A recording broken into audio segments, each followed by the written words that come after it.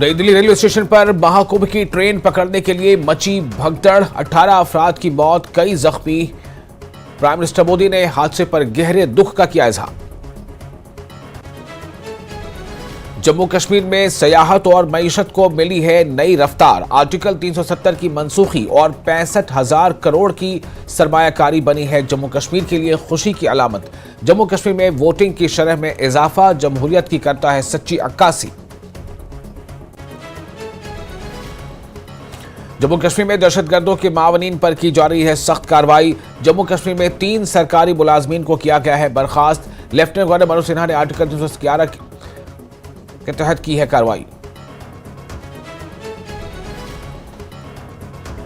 सरकारी मुलाजमीन की बर्खास्तगी पर वजीर आला उमर अब्दुल्ला का रद्द-ए-अमल। कहा, अगर मौका देने के बाद भी नहीं दे पाए हैं सफाई तब तो ठीक है, लेकिन अगर उनका मौक़िफ़ सुने बगैर ये उठाया गया है कदम तो उन्हें सुना जाना चाहिए।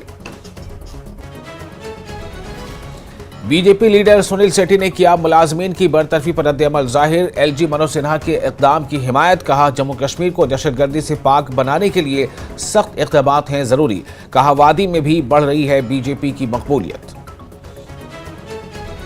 महबूबा मुफ्ती ने सरकारी मुलाजमीन की बर्खास्तगी पर किया ट्वीट। लिखा, 2019 के बाद सरकारी मुलाजमीन की बरतरफी बन गया है मामूल। मुंतखब हुकूमत के बाद भी ये सिलसिला परेशान कुन है। कहा, नई हुकूमत से लोग कर रहे थे राहत की उम्मीद। मरकजी वजीर किरण रिजिजू ने किया दरगाह हजरत बल का दौरा। हवाई किरायों में इजाफे और सब्सिडी को लेकर दिया बयान।